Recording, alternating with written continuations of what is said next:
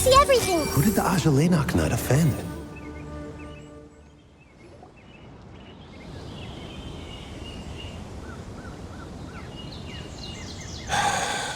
Who did the Ajalenok nut offend?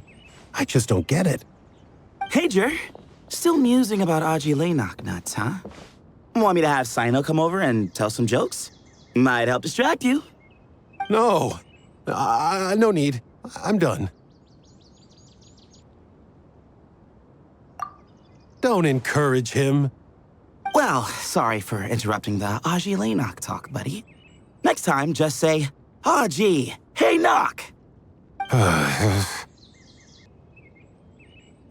Oh dear, another master of puns. One of Sino's card buddies, actually. I think I might just take that as my cue to head back to the desert. Hold on. So, what's the deal with the Ajalenok nuts? Other than the bad Sino jokes. We'll get to that. But first, introductions are in order. This is Djer, a member of the Temple of Silence. And you remember the Traveler, right, Djer? Of course. I'd never forget a participant in the Rite of Duels or the hero who saved Sumeru.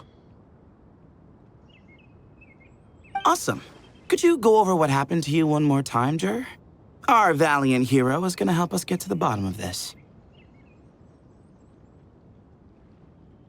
Might as well join since you're here, am I right? Just hear him out. You're gonna want to uncover this mystery once you do. I'd bet on it.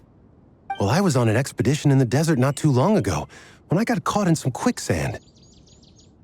Later, it became obvious it wasn't normal quicksand because instead of sinking to my death, I fell into an undiscovered ruin. In my panic, arms and legs flailing about, I suspect I touched some things I shouldn't have. Because in that brief moment, an enormous amount of information came surging into my mind.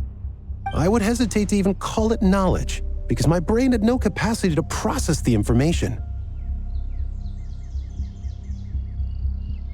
To use an analogy, it would be like trying to stuff thousands of Ajalenok nuts into a small water skin without it bursting.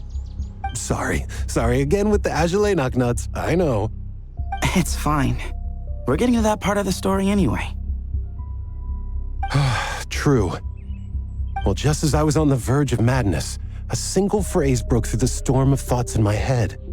It was a man's voice saying, "Don't eat Ajalenok nuts." What? I know it's hard to believe, but that's what happened. I was saved by the phrase, "Don't eat Ajalenok nuts." I'm not sure. I'm not even certain it was a man's voice. It's hard to remember now that I've been repeating it so much myself. Anyway, the good news is I no longer feel like my head is going to explode. Of course, the bad news is that phrase has been stuck in my head for the past few days. Wow. But doesn't it have the opposite effect? Like, the more you say don't eat it, the more you want to eat it? Yes, that's exactly right. Whoever the voice belongs to, I don't know what his deal is with those nuts. Well, the world's a big place. There's bound to be people who don't like sweet stuff. I suppose. Strangely enough, I'm starting to think the voice belonged not to a man, but a cat. A cat? How? That's the question, isn't it? What would a cat be doing in an abandoned ruin like that? Just as my mind was reaching its breaking point, I could have sworn I heard the sound of a cat guiding me to exit. But when I came to, all I saw was endless desert and Sethos shaking me in a desperate attempt to wake me up. I'll admit, it was pretty terrifying seeing you like that. Staring off into space and mumbling about Ajalenok nuts. You sure don't sound terrified. Sorry. It's not that I don't care. It's just kind of hard for rambling about Ajalenok nuts to sound menacing. Now, what Layla was saying, on the other hand, that is much creepier. Exactly. The unknown is what breeds fear. Ajalenok nuts are familiar.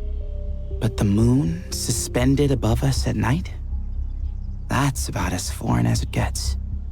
Well, we don't know that for sure. There could be a whole other world inside an Agilenok nut, with a moon of its own. Huh. I guess. Agilenok nuts are not to be underestimated. Right, yeah, of course. Won't catch me disparaging the mighty Agilenok nut. No, sir. Huh. So, a similar thing happened to Layla then? Yeah, I think so.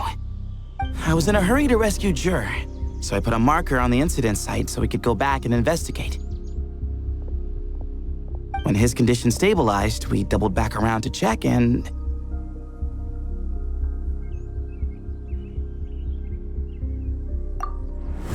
Exactly. Multiple victims with the same symptoms at the same location. It wasn't hard to conclude that something is seriously wrong with that place. So, after we got Layla out of there, I had the Temple of Silence put up a warning sign at the scene and send patrols to watch the area. Speaking of, Sino, Tighnari, and I are going to head back there and investigate once Layla is stable. So, as per usual, you're here just in time. That's for sure. But there is another reason I want Sino and Tighnari involved in this. Because the story doesn't end there. Right, Djer? Oh, yes. Where was I?